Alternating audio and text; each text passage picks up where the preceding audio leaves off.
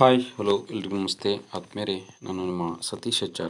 ಸ್ನೇಹಿತರೆ, ಜುಲೈ ತಿಂಗಳ ಸಚೇತನ ಚಟುವಟಿಕೆಯ ಥೀಮ್ಗಳನ್ನು ತಮ್ಮೊಟ್ಟಿಗೆ ಪರಿಚಯವನ್ನು ಮಾಡಿಕೊಡೋದಕ್ಕೆ ಬಯಸ್ತೀನಿ. ಯಾರೆಲ್ಲ ಇದೇ ಮೊದಲ ಬಾರಿಗೆ ಸೃಷ್ಟಿ ಸಿಂಚನ ಯೂಟ್ಯೂಬ್ ಚಾನಲನ್ನು ವೀಕ್ಷಣೆಯನ್ನು ಮಾಡ್ತಿದ್ದೀರಾ, ಸಬ್ಸ್ಕ್ರೈಬ್ ಆಗಿ ಇದೇ ರೀತಿಯ ಸಾಕಷ್ಟು ವಿಡಿಯೋಗಳನ್ನು ವೀಕ್ಷಿಸಿ ಅಂತೇಳಿ ತಮ್ಮಲ್ಲಿ ಕೇಳಿಕೊಳ್ತಾ, ಜುಲೈ ತಿಂಗಳ ಚಟುವಟಿಕೆಗಳು ಥೀಮ್ ಆರ್ಟ್ ಮತ್ತು ಕ್ರಾಫ್ಟ್.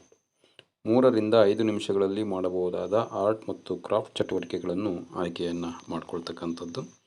ಕಾಗದದಿಂದ ಮಾಡುವ ಆರ್ಟ್ ಮತ್ತು ಕ್ರಾಫ್ಟ್ ಚಟುವಟಿಕೆಗಳನ್ನು ಮಾಡ್ಕೊಳ್ತಕ್ಕಂಥದ್ದು. ಉದಾಹರಣೆ ಕಾಗದದ ದೋಣಿ, ಕ್ಯಾಮರಾ, ರಾಕೆಟ್, ಅಲಂಕಾರಿಕ ತೋರಣಗಳು ಇತ್ಯಾದಿ. ನ್ಯೂಸ್ ಪೇಪರ್ ಬಳಸಿ ಮಾಡುವ ಆರ್ಟ್ ಮತ್ತು ಕ್ರಾಫ್ಟ್ಗಳು, ಉದಾಹರಣೆ ಟೋಪಿ, ಫೋಟೋ ಫ್ರೇಮ್ ತಯಾರಿ ಇತ್ಯಾದಿ. ಎಲೆಗಳಿಂದ ಆರ್ಟ್ ಮತ್ತು ಕ್ರಾಫ್ಟ್ ಚಟುವಟಿಕೆ, ವಿವಿಧ ವಿನ್ಯಾಸಗಳ ಎಲೆಗಳಿಂದ ಮಾಡಬಹುದಾದ ಚಟುವಟಿಕೆಗಳನ್ನು ಮಾಡುವುದು.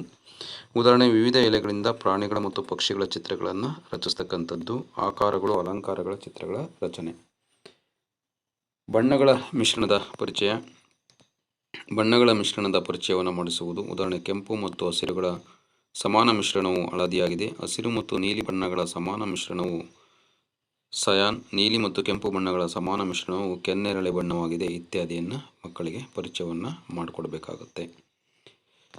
ನಂತರ ಮುಂದುವರೆದು ಮಳೆಗಾಲಕ್ಕೆ ಸಂಬಂಧಪಟ್ಟಂತೆ ಜಲಚಕ್ರದ ವಿವರಣೆಯನ್ನು ನೀಡ್ತಾ ಹೋಗ್ತಕ್ಕಂಥದ್ದು. ಮಳೆಗಾಲದಲ್ಲಿ ಮುನ್ನೆಚ್ಚರಿಕೆಯಾಗಿ ಅನುಸರಿಸಬೇಕಾದಂಥ ಅಂಶಗಳ ಬಗ್ಗೆ ಮಾಹಿತಿಯನ್ನು ನೀಡ್ತಕ್ಕಂಥದ್ದು. ಮಳೆ ನೀರಿನ ಸಂಗ್ರಹಣೆಯನ್ನು ಮಾಡ್ತಕ್ಕಂಥದ್ದನ್ನು ಉದಾಹರಣೆ ಸಹಿತ ಪರಿಚಯವನ್ನು ಮಾಡಿಕೊಡ್ತಕ್ಕಂಥದ್ದು. ಜುಲೈ 11ರಂದು ಆಚರಿಸ್ತಕ್ಕಂಥ ವಿಶ್ವ ಜನಸಂಖ್ಯಾ ದಿನದ ಮಹತ್ವವನ್ನು ಪರಿಚಯವನ್ನು ಮಾಡಿಕೊಡ್ತಕ್ಕಂಥದ್ದು.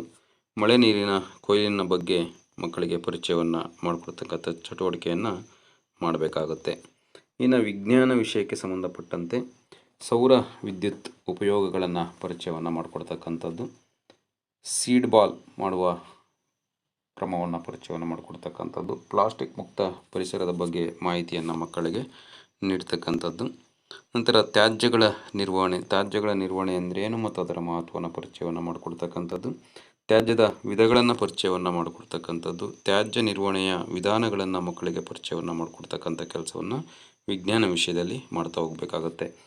ಇನ್ನು ಮುಂದುವರೆದು ಕಚೇರಿಗಳ ಪರಿಚಯವನ್ನು ಮಾಡಿಕೊಡ್ತಾ ಹೋಗಬೇಕಾಗುತ್ತೆ. ಪೋಸ್ಟ್ ಆಫೀಸ್ಗೆ ಅಥವಾ ಭೇಟಿಯನ್ನು ನೀಡ್ತಕ್ಕಂಥದ್ದು. ಪ್ರಾಥಮಿಕ ಆರೋಗ್ಯ ಕೇಂದ್ರಕ್ಕೆ ಭೇಟಿಯನ್ನು ನೀಡ್ತಕ್ಕಂಥದ್ದು. ಗ್ರಾಮ ಒನ್ ಸೇವಾ ಕೇಂದ್ರದ ಪರಿಚಯ. ನಂತರ ಸಾರ್ವಜನಿಕ ಕಚೇರಿಗಳಲ್ಲಿ ಸಿಗುವ ಸೌಲಭ್ಯಗಳ ಬಗ್ಗೆ ಮಕ್ಕಳಿಗೆ ಮಾಹಿತಿಯನ್ನು ತಿಳಿಸ್ಕೊಡ್ಬೇಕಾಗುತ್ತೆ. ಉತ್ತಮ ಆರೋಗ್ಯಕ್ಕಾಗಿ ಸಲಹೆ. ಆರೋಗ್ಯ ಮತ್ತು ಕ್ಷೇತ್ರವನ್ನು ತೆಗೆದುಕೊಂಡಾಗ ಉತ್ತಮ ಆರೋಗ್ಯಕ್ಕೆ ಯಾವೆಲ್ಲ ಸಲಹೆಗಳನ್ನು ನೀಡಬಹುದು ಅಂಥವುಗಳ ಬಗ್ಗೆ ಮಾಹಿತಿಯನ್ನು ನೀಡ್ತಕ್ಕಂಥದ್ದು. ಔಷಧಗಳ ಸಸ್ಯಗಳ ಪರಿಚಯವನ್ನು ಮಕ್ಕಳಿಗೆ ಮಾಡಿಕೊಡ್ಬೇಕಾಗುತ್ತೆ. ವೈಯಕ್ತಿಕ ಸ್ವಚ್ಛತೆಯ ಬಗ್ಗೆ ಮಕ್ಕಳಿಗೆ ಹೆಚ್ಚಿನ ಮಾಹಿತಿಯನ್ನು ನೀಡ್ತಾ ಹೋಗಬೇಕಾಗುತ್ತೆ. ಕೈಯನ್ನು ತೊಳಿತಕ್ಕಂಥದ್ದು ಹೇಗೆ, ಕೈಯನ್ನು ಸ್ವಚ್ಛತೆಯ ಪ್ರಾಮುಖ್ಯತೆಯನ್ನು ವಿವರಿಸ್ತಕ್ಕಂಥದ್ದು, ಶಾಲೆಯಲ್ಲಿ ಮತ್ತು ಮನೆಯಲ್ಲಿ ಸ್ವಚ್ಛತೆಯನ್ನು ಹೇಗೆ ಕಾಪಾಡಿಕೊಳ್ಬೇಕು ಅಂತಕ್ಕಂಥ ಒಂದು ಮಾಹಿತಿಯನ್ನು ನೀಡಬೇಕಾಗುತ್ತೆ. ನಂತರ ಇವಿಷ್ಟು ಕೂಡ ಜುಲೈ ತಿಂಗಳಲ್ಲಿ ಸಚೇತನಕ್ಕೆ ಸಂಬಂಧಪಟ್ಟಂತೆ ಪ್ರಾರ್ಥನಾ ಸಮಯದ ಅವಧಿಯಲ್ಲಿ ಮಾಡಬಹುದಾಗಿರ್ತಕ್ಕಂಥ ಚಟುವಟಿಕೆ.